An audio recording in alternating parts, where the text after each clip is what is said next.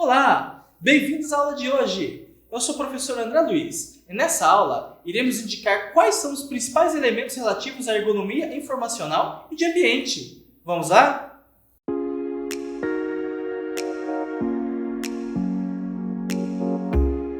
Então vamos lá, vamos conversar um pouco sobre a questão da ergonomia informacional e de ambiente. Na aula de hoje, iremos indicar quais são os principais elementos relativos à ergonomia informacional e de ambiente, inicialmente assinalando como que a ergonomia é importante para o design de interiores, em seguida apontando como a ergonomia informacional e de ambiente pode ser abordadas. Quando a gente fala sobre ergonomia no design de interiores, é muito importante notar que ela se concentra na criação e melhoria de produtos, equipamentos, máquinas e ambientes para complementar as capacidades humanas e maximizar o desempenho e a segurança dos indivíduos que a usam. Logo, podemos definir esse campo como: a ergonomia é a disciplina científica preocupada com a compreensão das interações entre humanos e outros elementos de um sistema. Sistemas no sentido, por exemplo, de um design de interiores, de uma sala de cinema, de um espaço como uma loja, uma vitrine de uma loja. E a profissão que aplica teoria, princípios, dados e métodos para projetar a fim de otimizar o bem-estar humano e o sistema geral. Os ergonomistas contribuem na concepção e avaliação de tarefas, trabalhos, produtos, ambientes e sistemas de forma a torná-los compatíveis com as necessidades, capacidades e limitações das pessoas. Esse campo de estudos e práticas se formalizou durante a Segunda Guerra Mundial, quando vários especialistas trabalharam juntos para melhorar a segurança dos aviões, que possuíam erros graves em relação à questão de usabilidade, o que potencializava grandes desastres aéreos. A Organização Mundial de Saúde aponta que a ergonomia é uma ciência que visa o máximo rendimento, reduzindo os riscos do erro humano ao mínimo, ao mesmo tempo em que trata de diminuir, dentro do possível, os perigos para o trabalhador. Essas funções são realizadas com a ajuda de métodos científicos, tendo em conta simultaneamente as possibilidades e as limitações humanas devido à anatomia, fisiologia e psicologia. Uma vez que a ergonomia pode ser aplicada em quase qualquer situação que envolva a relação entre os indivíduos e ambientes, produtos e máquinas, desde aquela época, década de 60, década de 50, os estudos relativos à ergonomia continuaram a se desenvolver rapidamente. Então é muito importante notar, principalmente, que a ergonomia ela não se refere somente ao bem-estar físico dos indivíduos, mas também ao bem-estar psicológico e emocional dos mesmos. Esse aspecto mais subjetivo, esse aspecto que às vezes não é considerado dentro da reflexão relativa à ergonomia, é muito importante para a gente, porque quando a gente fala em ambientes, em design de ambientes, em design de interiores, a gente está lidando diretamente com a percepção, com as emoções das pessoas. E esse nível psicológico, ele é muito sutil. Por exemplo, um ambiente com cores mais claras, ele possui o potencial de gerar determinadas emoções em uma pessoa. Ao contrário que um ambiente com pouca luz, pouca iluminação, ambientes escuros, ele tem um outro nível de efeitos. E esses tipos de efeitos podem ser explorados pelos designers, Também existe a questão da dimensão laboral da ergonomia, que é um dos temas que a gente vai trabalhar hoje, Como que é possível melhorar não somente o desempenho do trabalhador, mas reduzir questões relacionadas a danos psicológicos, a danos emocionais que aquele trabalhador vai ter dentro daquele ambiente. Para que o designer tenha acesso a esse tipo de dimensão mais subjetiva, emocional do design que ele produz, é muito importante que haja uma preocupação com relação à empatia, preocupação ao modo como que as pessoas que vão entrar em contato com nossos designs, qual que será a emoção, qual vai ser a percepção que essas pessoas vão ter. E, nesse caso, esse é um dos aspectos essenciais dentro do design contemporâneo, pensar em como que as pessoas, como que os usuários vão ter acesso aos nossos designers, né? Hoje, os estudos da ergonomia desempenham um papel significativo em muitos outros campos, incluindo a computação, a manufatura, o design de produtos, a engenharia e o design de interiores, por exemplo. Dempsey afirma que os estudos relativos à ergonomia se ocupam com a aplicação do que sabemos sobre as pessoas, suas habilidades, características e limitações ao projeto dos equipamentos que usam, ambientes que funcionam e trabalhos que desempenham. Tendo estes aspectos em mente, vamos agora analisar com mais calma dois aspectos da ergonomia: a ergonomia informacional e a ergonomia aplicada aos ambientes de trabalho. Mas antes da gente adentrar esses temas, nós vamos relembrar algumas questões relacionadas aos elementos sensoriais que são empregados no projeto de design de interiores. Sensoriais com relação aos sentidos humanos, né? A percepção que as pessoas têm e, consequentemente, as emoções e a dimensão psicológica que as pessoas têm nos projetos de design de interiores, né? As questões relativas aos sentidos humanos são muito importantes durante o desenvolvimento de um projeto. Alguns dos aspectos que influenciam diretamente o projeto de interiores são o som. Desde a antiguidade existe uma preocupação muito grande com relação ao modo como que as pessoas ouvem as coisas. Os antigos gregos, por exemplo, eles construíam teatros ao ar livre onde o público podia assistir às apresentações de comédias, tragédias, etc. E, consequentemente, eles foram dos primeiros a tentar estudar como que esse processo de manifestação do som e da relação que as pessoas têm com o som ocorre. A acústica lida com os aspectos conscientes e inconscientes que afetam nossa relação com os sons alocados em um determinado ambiente.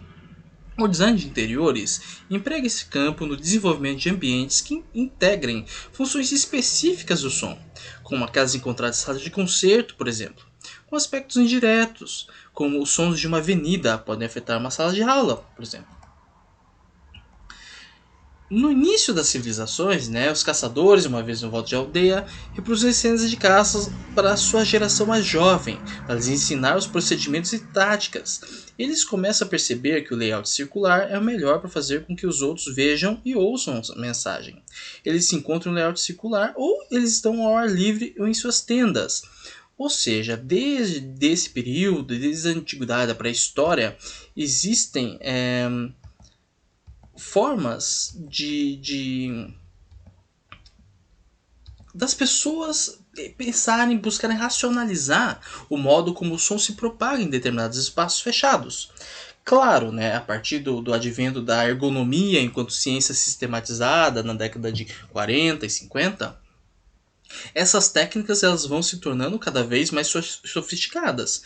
Então a gente encontra espaços como esses teatros gigantescos, onde é possível a apresentação impecável de orquestras, apresentações de música, teatro, etc.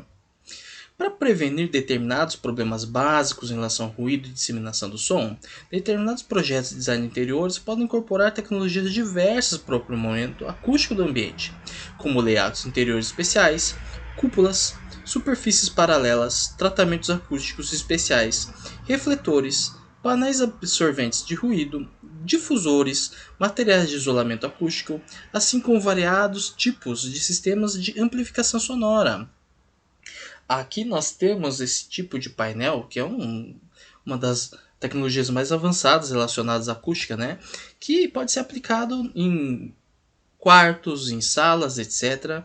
E onde ele busca algum tipo específico de propagação de som. Nesse caso, ele busca absorver som, tornar o espaço mais silencioso, E ele é muito bonito também, ele traz essa atmosfera bem pós-moderna, bem interessante. Agora a gente vai falar um pouquinho sobre a iluminação, sobre a luz. A iluminação de um local possui a potencialidade de afetar diretamente nosso humor e percepção. Ambientes escuros podem potencializar a percepção do local como um ambiente ameaçador ou intimista, assim como um ambiente muito iluminado pode criar uma sensação de liberdade e bem-estar. A gente tem, por exemplo, vamos supor, a gente vai em um bar, uma balada, algo assim. Esses espaços, eles empregam cores frias ou mesmo o preto, né? E uma iluminação mais baixa para criar uma sensação mais intimista com relação ao espaço, né? E isso afeta diretamente a percepção que as pessoas têm das outras pessoas e de si mesmos. E ao mesmo tempo que espaços amplos com cores claras cria uma percepção de bem-estar para as pessoas, né? Então, esses dois tipos de aplicação de cores, né, de iluminação, na verdade, elas são complementares. Uma aplicação não é negativa nem a outra positiva, mas elas são empregadas de acordo com a necessidade do projeto, né? Agora a gente vai falar sobre cores, né? As cores de um ambiente podem alterar radicalmente a forma como percebemos.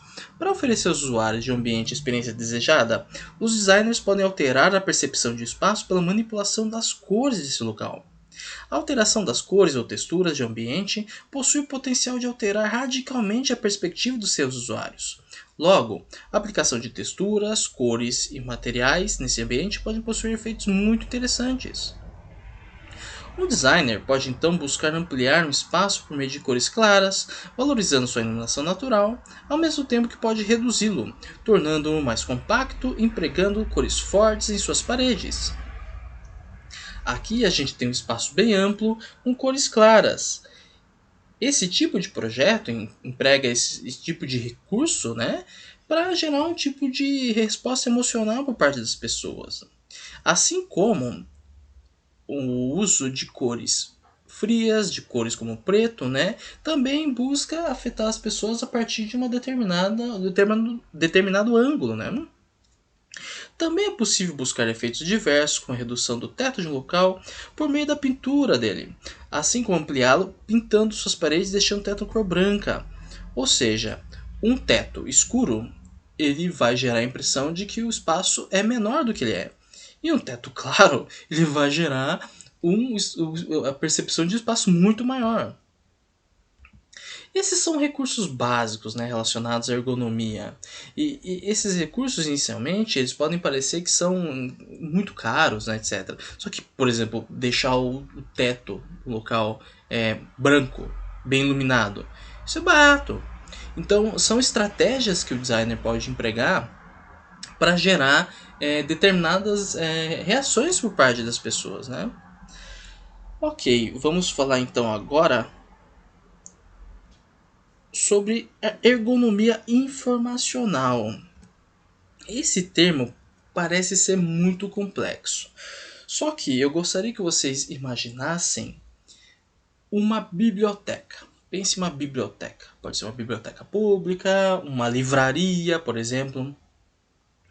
Agora, se imagine em um momento no qual você se perdeu dentro dessa biblioteca.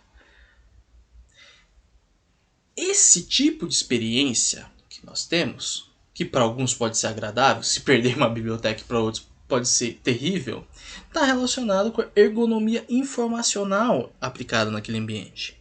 Como que as coisas estão organizadas e como que se comunica como que essas coisas estão organizadas. Quais são os recursos comunicativos que estão sendo alocados naquele espaço, naquele interior, para que a pessoa não tenha uma experiência negativa relativa àquele local. Assim como esse tipo de questão também afeta ambientes de trabalho. Pode ser muito perigoso para os trabalhadores se estão num local, por exemplo, um galpão, um local onde se guardam objetos, etc. E às vezes esses objetos podem ser perigosos para a saúde desses trabalhadores, né? E essa é a função da ergonomia informacional: organizar as informações relativas aos espaços. Somos tomados por uma experiência desagradável quando adentramos o espaço com muita informação e nos perdemos nele, não é mesmo? Por exemplo, uma biblioteca, uma livraria. Isso pode acontecer em supermercados, livrarias, bibliotecas. No mundo contemporâneo, cada vez mais, as pessoas utilizam produtos e sistemas complexos, o que exige ações como receber, processar e agir em função dessas de outras informações.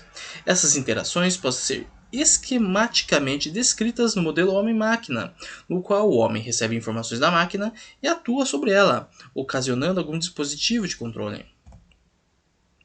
Aqui a gente tem uma livraria, né? As pessoas lendo, etc.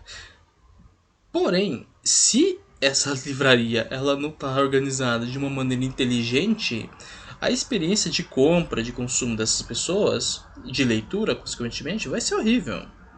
O conceito de comunicação está intimamente ligado ao compartilhamento de elementos de comportamento ou modo de vida, pela existência de um conjunto de regras. É também o processo através do qual um indivíduo suscita uma resposta no outro indivíduo, ou seja, dirige um estímulo que visa favorecer uma alteração no receptor por forma a suscitar uma resposta. A comunicação significa participação, troca de informações e tornar comum ideia aos outros. A comunicação no meio social, na família e em todas as circunstâncias é essencial. Por mais que surjam novas tecnologias, seu papel é viabilizar e não exterminar a comunicação. Sem as situações de comunicação, sem linguagem, sem meios para lembrar, narrar e reestruturar experiências do ponto de vista passados e presentes, nosso mundo seria desprovido de história e a vida sem revelações e emoção. A comunicação é muito importante para todos os seres humanos. Agora eu vou falar um pouquinho sobre o significado de algumas palavras que são consideradas muitas vezes bem difíceis, né? Como por exemplo, semiótica. A definição semiótica, ela se sustenta como a ciência que estuda os sistemas de significação. É entendida como a ciência geral dos signos, preocupando-se com o estudo dos fenômenos culturais como se fossem sistemas sígnicos, tendo como principal objeto averiguar o processo de significação ou representação na natureza e na cultura do conceito ou da ideia. Ou seja, a semiótica busca sistematizar todo tipo de processo de significação. Por exemplo, você pintou uma parede de amarelo. Essa cor, para você, significa alguma coisa? Ela tem algum significado? Ou você está utilizando uma roupa de uma determinada cor, uma camiseta azul. Para você, isso possui algum significado. Para as outras pessoas, o significado é o mesmo? Provavelmente não. Existem significados, como por exemplo o termo semiótica. A gente tem um conjunto de palavras que significa alguma coisa. Esse significado é compartilhado. Ou seja, ele não é somente individual. A semiótica identifica esse tipo de relações que existem. E quão maior for compartilhado esse sistema de signos, como por exemplo uma placa escrita livros, por exemplo, em uma biblioteca, medicina, por exemplo. Quanto mais compartilhado for esse sistema de signos, mais claro para aquela comunidade de pessoas vai ser aquele tipo de significação. A semiótica trabalha com esse tipo de questão. Agora vamos falar um pouquinho sobre a questão da cognição. A cognição, ou seja, todo o conhecimento adquirido pelo homem durante sua vida, que é recuperado sempre que necessário, contemplada juntamente com a percepção pela ergonomia informacional, abrange aspectos da linguagem verbal e iconográfica e estudo dos canais de comunicação do ser humano. Esses aspectos são levados em conta como usabilidade, legibilidade, compreensão e leitura. A ergonomia informacional é o campo que visa resolver esse tipo de problema, o problema da comunicação relativo aos espaços, pois ela se ocupa com os diferentes dispositivos de sinalização e informação empregados para organizar a percepção das pessoas em relação aos ambientes, visando otimizar as condições de orientação das pessoas. Silva aponta aqui: a ergonomia informacional pode ser entendida como a disciplina que estuda o arranjo dos dispositivos de sinalização, informação e comando, com vistas a otimizar as condições de percepção do trabalhador, visando a preservação da segurança da pessoa. A preocupação com a ergonomia informacional surgiu com o homem primitivo, a partir da necessidade de se proteger e de assegurar sua sobrevivência, mas foi com a Revolução Industrial que a mesma começou a ser utilizada na indústria. Logo, ambientes como bibliotecas e livrarias, que são saturados de informação, devem ser objeto de atenção por parte dos designers interiores, pois os mesmos podem confundir os usuários, gerando uma péssima experiência de navegação e consumo. A usabilidade, esse termo é muito importante para o designer, né? É a facilidade de uso de programas e aplicações. E também de espaços. Por que não? Depende de um acordo entre as características de seus usuários ao buscarem determinados objetivos em determinadas situações de uso. A ISO 9241, que é uma norma técnica, né, define usabilidade como a capacidade que um sistema interativo, ou seja, um ambiente, um espaço, né, também pode ser inserido aqui porque as pessoas interagem com os espaços, oferece ao seu usuário, em determinado contexto de operação, para a realização de tarefas de maneira eficaz, eficiente e agradável. Em função da usabilidade, a ergonomia visa proporcionar bem-estar e saúde ao usuário, por meio da adaptação do trabalho ao homem. Isso garante que sistemas e dispositivos estejam adaptados à maneira como o usuário pensa, comporta-se e trabalha. Então, vamos retornar ao exemplo da biblioteca ou da livraria, você que decide. Vamos supor que você está buscando um livro específico e, depois de se perder pela livraria, você precisa entrar em contato com um bibliotecário ou com um funcionário da livraria para encontrar esse livro. Esse tipo de experiência, vamos supor que você estava com pressa, ela poderia ser sanado se os livros estivessem organizados, a informação relativa a como os livros estão organizados fosse mais clara. Ou seja, isso ia oferecer para o usuário uma navegabilidade muito mais fluida.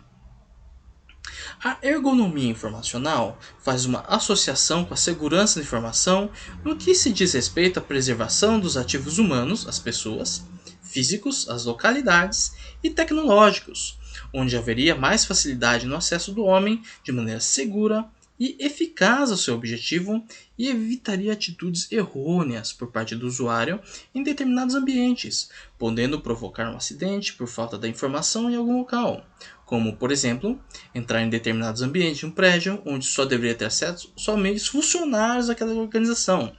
E por deficiência da aplicabilidade, da ergonomia naquele local, não foi possível.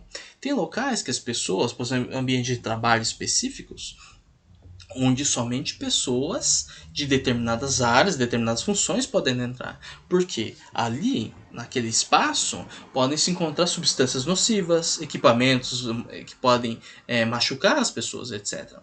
E a ergonomia informacional, ela auxilia as pessoas nesse sentido. Por exemplo, quando a gente encontra locais que tem uma placa com uma caveira, por exemplo, você não vai entrar naquele local. Se você não for um profissional que sabe o que se encontra ali. Pode ser um equipamento elétrico, pode ser qualquer tipo de coisa que pode oferecer algum tipo de... alguma forma de perigo enorme para a saúde das pessoas. E esse exemplo da caveira nos locais é um exemplo claro de como que a ergonomia informacional ela é essencial para a dinâmica de trabalho das pessoas. Ok. Isso tudo faz com que se diminuam os riscos, principalmente os pessoais, onde se evitaria em determinadas situações a chegada de certas pessoas a localidades perigosas, de difícil acesso e muitas vezes indesejadas por parte delas, que o usuário bem informado através dos métodos utilizados pela ergonomia informacional citados acima não sofreria nos âmbitos do cotidiano. Este tipo de questão também é muito importante em ambientes de trabalho, pois a orientação dos trabalhadores é fundamental para preservar a segurança dos mesmos. E também falando um pouquinho sobre ambientes de trabalho, etc., não somente a questão da segurança dos trabalhadores é importante, né? Mas também questões relativas a modo como que ele vai se orientar dentro de determinados espaços, né? Os ambientes de trabalho devem possuir um sistema de interação e comunicação bem organizado, evitando assim que os trabalhadores se machuquem ou se percam durante o período de trabalho. O Han afirma que A ergonomia é um tema em destaque na atualidade. Iniciou-se com a necessidade da adaptação das tecnologias ao homem, para que estes, juntamente, alcançassem o desempenho desejado sem que houvesse consequências, lesões e perdas. Com isso, é justificável o estudo e o aprofundamento do assunto, por se tratar de um tema atual e que necessita de atualizações constantes que acompanhem os avanços tecnológicos. Por isso, nós vamos falar sobre ergonomia nas empresas, pois essas estão cada vez mais reconhecendo a importância de se ter qualidade nos ambientes laborais, ambientes de trabalho, né? E compreendendo que a adequação de postura, adequação da bancada de trabalho, ambiente de trabalho ergonomicamente correto é sinônimo de bem-estar ao trabalhador e, consequentemente, de maior desempenho e maior produtividade. Visualize, por exemplo, um espaço como esse. Um espaço enorme, um galpão gigante, que normalmente está cheio de máquinas, cheio de coisas, barulhento, etc. A ergonomia informacional, ela possui a função de orientar os trabalhadores em um espaço como esse. Não somente para que eles não se machuquem, por exemplo, para que ele não seja atropelado por uma máquina, etc. Mas também para que ele tenha uma navegação, ele se oriente de forma mais tranquila num local como esse, que é muito caótico, né? Isso afeta diretamente a percepção que as pessoas têm do ambiente e afeta a percepção e emoção das pessoas, né? O design do local de trabalho precisa de uma nova infusão do conhecimento e sabedoria. O futuro, em conseguir o melhor uso do espaço, requer a entrada em um reino que não é tão facilmente quantificado: o comportamento humano. Designers são movidos por sua intuição e confiam em sua criatividade para entregar resultados. Eles são capazes de ir além do que pode ser considerado nas normas estabelecidas em um mundo movido a dados para desenvolver um local de trabalho que atenda às necessidades do cliente. Ou seja, os designers eles possuem a capacidade de empregar recursos técnicos, tendo em vista empatia em relação aos usuários daqueles espaços. Dadas as altas expectativas de hoje em relação ao design do local de trabalho, é muito importante essa questão da empatia atualmente. O estudo de psicologia humana no local de trabalho, sua crescente importância para a obtenção de resultados máximos, levanta questões pontuais sobre a próxima geração de design no local de trabalho, né? Esse, por exemplo, seria um espaço de trabalho ideal, um espaço muito amplo, um espaço onde as pessoas possuem a capacidade de interagir de forma positiva, de forma saudável. Espaços assim, eles são projetados tendo em vista elementos relativos à psicologia das pessoas, à emoção das pessoas, reação emocional das pessoas. Óbvio, durante o nosso cotidiano de trabalho, é muito raramente vamos ter acesso ao desenvolvimento de um espaço como esse. Porém, é importante a gente notar que existam esses tipos de espaços para que eles sirvam de uma forma de guia para o nosso olhar em relação ao desenvolvimento deles. Um espaço muito menos otimizado de trabalho seria um galpão como esse, cheio de caixas, às vezes muito bagunçadas, etc. A organização desse local com placas, com vários tipos de sinais, etc., facilita a navegação das pessoas em relação à organização do local. A ergonomia é um tema com destaque na atualidade. Ok, já falamos sobre isso. Então, vamos relembrar que o design de interiores é uma profissão multifacetada que inclui tanto o desenvolvimento conceitual quanto a gestão e execução do design. O elemento importante que deve ser considerado no espaço interior é a relação estabelecida entre os usuários dos diferentes espaços e elementos que constituem esse ambiente. Uma das questões centrais que devem ser levadas em consideração no campo da ergonomia é que variadas formas de interação que surgem nos vários espaços por onde transitamos pode ser positiva ou negativa. A interação que um trabalhador como esse tem em relação a esse espaço muitas vezes é negativa. Muitas vezes ele pode se machucar, muitas vezes ele se perde, muitas vezes... E existe é essencial o diálogo entre os gestores desses espaços de trabalho e os designers que estão trabalhando com relação à sinalização desses locais, para facilitar o uso dos mesmos.